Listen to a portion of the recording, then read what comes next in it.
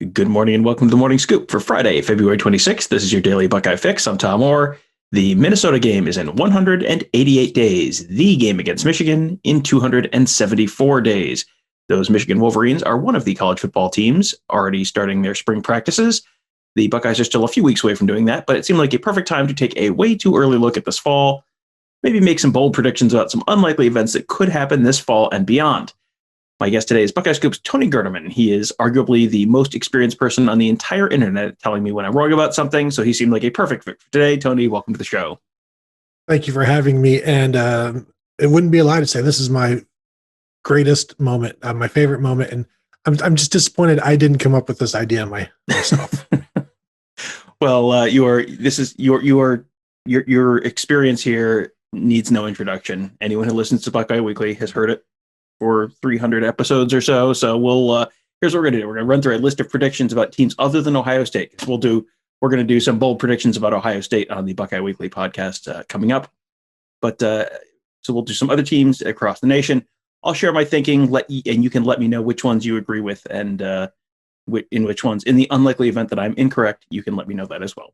So the first one, Michigan loses 5 games this fall and has a different head coach in 2022. Now, I don't know if Jim Harbaugh gets fired or retires, but after a 5-loss season, he's out either way. So here are the potential losses to me. Home for Washington week 2, at Wisconsin week 5, and then please take a moment to savor the back half of the schedule. Home for Northwestern, at Penn State, home for Indiana, at Penn State, at Maryland, home for Ohio State. So to me, that's 8 losable games, even without including the road trip to Nebraska. This is a team with a new quarterback, a totally overhauled coaching staff, some of the same issues we keep talking about on the defensive line and the defensive backfield. So does Michigan lose at least 5 games and their head coach this year? Well, let me clarify something. I do like to tell you when you're wrong. You have them playing at Penn State twice. They were probably playing Michigan State first. Yes. So home for Northwestern, at Michigan State, home for Indiana, at Penn State, at Maryland, home for Ohio State. That's the back half of the schedule. And it's like, yeah, they could lose any of those games. No, and they really could. And I keep thinking if they lose that Washington game and they start out 1-1, and now the bravado, the hope, the Michigan madness, if you will, of the program wilts, and then I think they could really start to tank there. And so, yeah, if they lose that Washington game, that would be a bad sign. Now, if they win it, I don't think that means much either, because then they could still lose to Wisconsin. Heck, they could still lose at Nebraska the next week. And then you mentioned the second half of that schedule. So 5 games, is that regular season? So you're saying 7-5? I'm saying 7-5. Yeah. Wow. That is fairly bold because Jim Harbaugh is more of a 4-loss guy. So if they go 7-5, and then how many guys opt out for the bowl game? 90%? Yeah, every single one of them. Yeah. And here's the thing.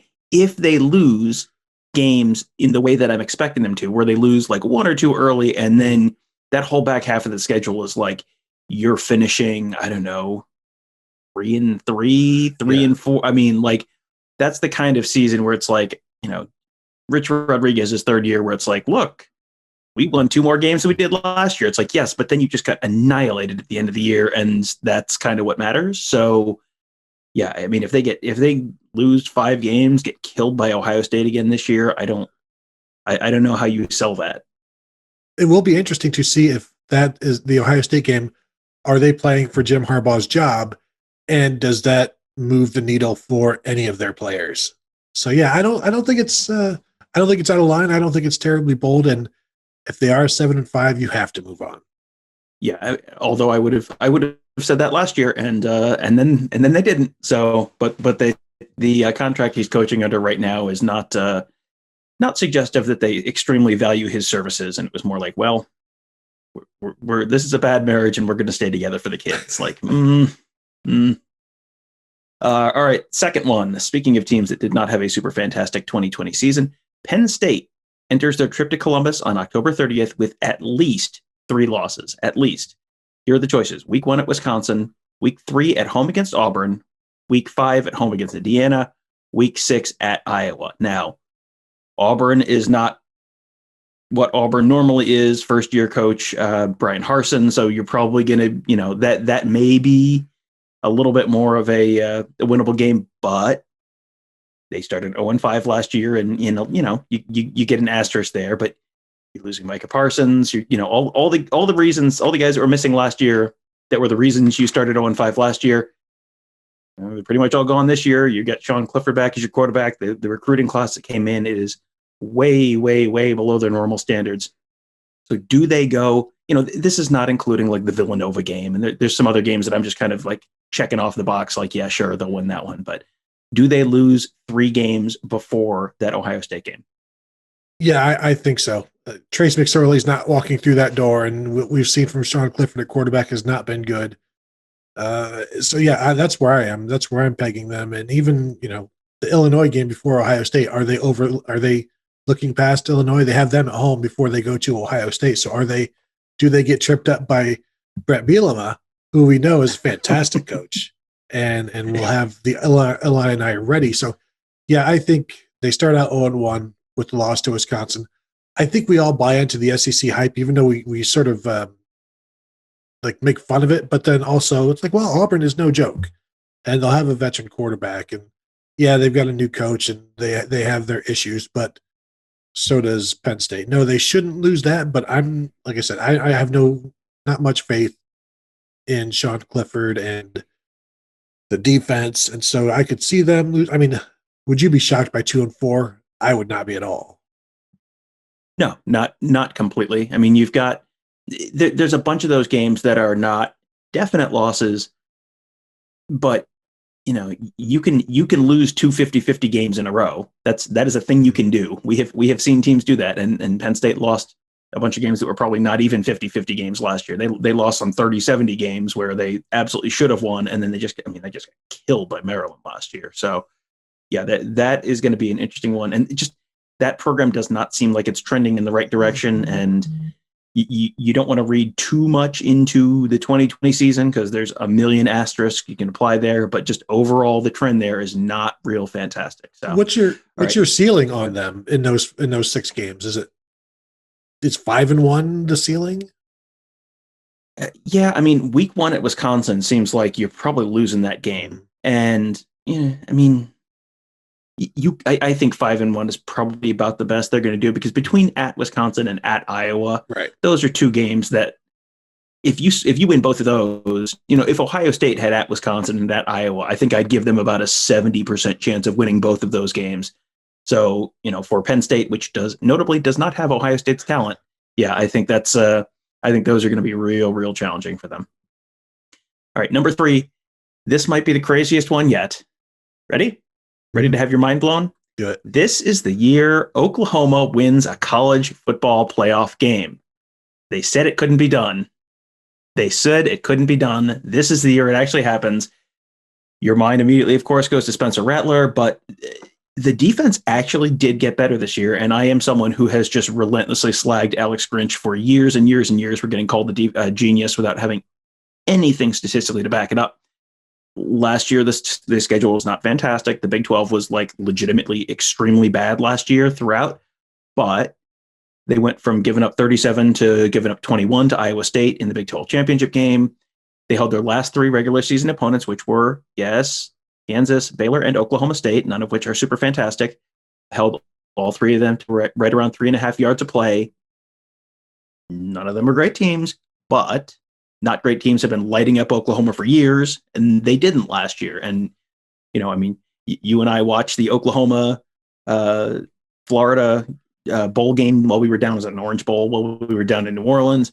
And I don't even want to get into that because there are a million opt-outs for Florida. So, I don't think you can put a ton of weight on that, but they did destroy Florida. It's also Sark's first year at Texas. So there's kind of maybe a window here before he gets that whole thing fired up. So is this the year that Oklahoma finally breaks through and doesn't just make, but wins a college football playoff game? I like that one as well. And maybe we've done too many shows together, and our minds are starting to be similar. And if that's the case, I apologize. But I'm with you on Oklahoma. I think they're going to be one of the four, and they are getting better defensively. Also, I don't know, like I could see Oklahoma and Clemson. Like I don't see Clemson having the type of offense that just pushes the Oklahoma defensive line around. Does Georgia? If they do, so what? Can they score 28 points and beat Georgia 28-24? The only concern for me would be if Alabama's 1 and Oklahoma's 4 or something like that. And I don't even know. I don't think that will happen because if Oklahoma runs the table, I don't see them being, worse than 2 or 3, and that they've got a pretty good shot of running the table. So yeah, I'm with you on that one. I would say it's not bold, but I also want to be bold. So Tom, I think that's bold, and I agree. Bold and wise, exactly what I was looking for. Yeah, I think there's a decent possibility they do run the table this year. I mean, it is not an impressive Big 12 at all this year. Outside of Texas, which is Texas back? Yeah, sure, I'm sure they always are. But yeah, at Tulane, Western Carolina, Nebraska at home for West Virginia, at Kansas State, Texas in the Cotton Bowl, TCU at Kansas, Texas Tech at home, at Baylor, Iowa State at home, at Oklahoma State. So your road games are at Oklahoma State, at Baylor, at Kansas, at Kansas State.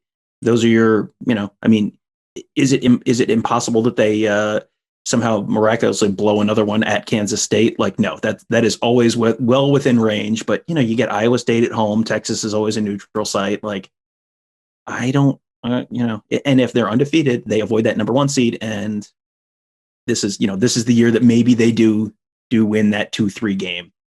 Or can you even imagine Oklahoma number 1 overall? I'm sure that would go over great with everyone, and probably with me in about 7. Even I in about 9 months or so will be screaming about what a travesty that is. But right now, sounds great. Absolutely can't wait. Sign me up. Number 4. This is, predicting a guy to not lose his job isn't bold unless that guy has been on this hot seat since about 2017. Clay Helton, still the coach at USC in 2022. He has been on the hot seat. It feels like when we covered him in the Cotton Bowl against Ohio State in 2017 and they just got annihilated, it was like, well, Clay Helton's got to win next year. He is gone. And he hasn't really won, but he also hasn't really gotten fired. Not even a little bit gotten fired, I guess. So, every year people are sure he's going to get fired. But here's the thing. He's still recruiting well. They have the number 8 class for 2021. So they top 10 class in last year's. The guys who just got on campus, they're off to a good start for 2022. Just got a commitment from Damani Jackson, 5-star corner, among other guys. They were undefeated in the regular season last year, which was yes or no, which is not exactly a robust body of work. And a bunch of those were not real impressive. They kind of barely squeaked by a terrible, terrible, terrible Arizona team and needed a miraculous comeback against UCLA, but they were 4-0. And, they have a pretty manageable schedule again this year. Here are the probable losses to me. At Notre Dame, maybe Utah at home, maybe at Arizona State or at Cal, but they miss Washington and Oregon cross division. They get Stanford and Utah at home. They haven't, the Pac-12 has, for some reason, not put out their schedule. They just delayed the release of their schedule again. So we don't know the exact order of the games yet. And, maybe they do have to go to, at Washington State. So maybe that's a weird Friday night Pac-12 road game that just turns into a crazy trap game or something. But this feels to me like 9-3, maybe even 10-2. And if that happens, I think he probably keeps his job another year. You say he's not getting fired a little bit each year, but I disagree. I think he has been getting fired just a little bit each year, and eventually there'll be nothing left to fire because he will be gone. And I'm glad that you mentioned the dates were yet to be determined, because I'm looking at the USC schedule and I see 5 home games in a row, and I think that's a lot. And then I see, date TBA. Oh, well, thank you. That makes more sense. Yeah, you expect him to lose to Notre Dame. I'm on the Arizona State bandwagon for whatever reason. I like Jaden Daniels, and I now like Herm Edwards, so sue me. But nothing else in that conference does anything for me, and yet I also think there's some sort of home game trip up that you don't see coming. But even then, at 8-4, like that's USC. I mean, that's kind of like the whole Michigan thing. You're 9-3, you're 8-4. That's what you are the majority of the time. So you're going to fire somebody for that? Like 8-4, as long as the recruiting continues, and there aren't, I guess, the bad losses where 70-7 or something. Arizona State, Arizona type of thing, where you just you see there's no try hard and everybody has quit. And I don't think that's the case at USC. It's just I've said this before about other programs where they're like non-playable characters in video games. It's just USC is just there. They're around in the background. That way the entire scene looks more fleshed out. But yeah, I think 8-4, and you just keep doing your job and don't get noticed, and then you keep your job. It's when you get noticed that things start to go bad for you. And Clay Helton's been noticed a lot lately, and if he gets noticed a lot less, then that's a good thing. But Colorado, I don't know that USC is so much better than anybody else that they can't lose at those places. But again, what's the home field advantage in 2021 going to be? Yeah, and outside of Oregon, I don't know if there's a legit top 15 team in the Pac-12. There might not be a top 20 team in the Pac-12 or a consensus top 20 team in the Pac-12. So if you're just 9-3 good, you're probably better than 10 of the teams you're going to play. So yeah, give them a loss at Notre Dame, loss at Arizona State, and call the Utah game at home a coin flip. And then, unless you lose a real dumb one somewhere else, congratulations, you're 9-3, 10-2, and you get to coach another year. Yeah, and if you're in the Pac-12, real quick, if you're in the Pac-12 and you're 9-3 good, you're good enough to be 11-1. So I mean, there's a pretty good ceiling there at USC as well. And I guess the only danger there is if you're 9-3 good or 10-2 good, you're probably winning the Pac-12 South, and then you got to face Oregon in the Pac-12 championship game, and that's if you're going to get annihilated, that's the game where that might happen. We'll see how good Oregon is. They've got some. They have some real talented players they've got to replace this year too. So yeah, that's a little bit of a danger zone for them. They lost. I don't know if you guys remember the Washington. I think Washington won the North last year, but Washington had COVID issues, and then Oregon just kind of stepped over from best man to groom and for the ceremony, and then ruined USC's perfect season with a surprise Pac-12 championship game upset. So that was the Pac-12 last year, 4-0, undefeated, and the South champion lost to a non-North champion in the championship game. That was a nice little summation of the Pac-12 season. So there you go. I saved you a whole fall of watching not great football late at night. Last one, number 5, Georgia loses by 2 touchdowns to Clemson in week 1. They're playing in Charlotte. They beat one top 20 team all season, and yet they're still in the college football playoff top 4 going into the SEC championship game. I'm going to run through their schedule. We mentioned earlier, sometimes SEC teams not quite as good as you think they are. Here's their schedule of teams that are not quite as good as you think they are. They open with Clemson. You're going to give them a 2 touchdown loss there. Okay. Then they play UAB and South Carolina at home, at Vanderbilt, home for Arkansas, at Auburn, who we just mentioned, new coach, probably rebuilding, home for Kentucky, Florida, and Jacksonville. So there's your top 20 win if they win that game. Home for Missouri, at Tennessee, who has a new coach, Charleston Southern, and at Georgia Tech. So unless you want to tell me they're not going to lose by 2 touchdowns to Clemson in week 1, I'm not sure where this one's going to go wrong. You'd mentioned before the show that you had something on Georgia, so I was just looking at their schedule before you started. I'm like, I bet he's going to say they're going to go undefeated, and I can't argue with that. And if they do beat Clemson, just almost ink them into the playoffs, because this schedule is very, very, very manageable for a program with a good defense facing a Florida without Kyle Trask and Kyle Pitts and a diminished squad there. Maybe that trip to Tennessee, Tom. Tennessee will be top 15 before the season. Will they be there in November? Probably not. But yeah, the Clemson game is going to, I love it. I love that these two teams are going to play right away, and it will affect negatively neither of them, because like you said, Georgia could just run through the rest of their schedule and even look just okay doing it. And they're going to be clamoring And the thing is, I guess, if they're top four and Alabama has won, and Georgia beats Alabama, and that's Alabama's only loss. I know what Peter Burns is going to say. To me, though, this is like, like a Wisconsin schedule where they miss all the good teams from the East in the crossover season. And it's like, if Wisconsin loses to, I don't know, like if they had lost one of those LSU games earlier in this, early in the season, and then they run through the really uninspiring Big Ten West schedule and get a couple weak teams in crossovers. I mean, how many people would be saying, well, I mean, you have to put Wisconsin in. And yet I have this sneaking suspicion. I know exactly what will happen if Georgia loses by double digits to Clemson and then runs the table through a whole big steaming pile of nothing and then gets to the SEC championship. Now, will they beat Alabama or whoever ends up coming out of the West? Probably not. But, they basically through the regular season. So crazier things have happened. Hey, two wins over ranked opponents is plenty, right? In the SEC East. I mean, hey, you can't expect more than that. Sure, neither of them, one of them is ranked, and Alabama being in the championship game would not be. But yeah, Buckeye fans need to be rooting against Georgia. Probably based on what we said, also root against Oklahoma.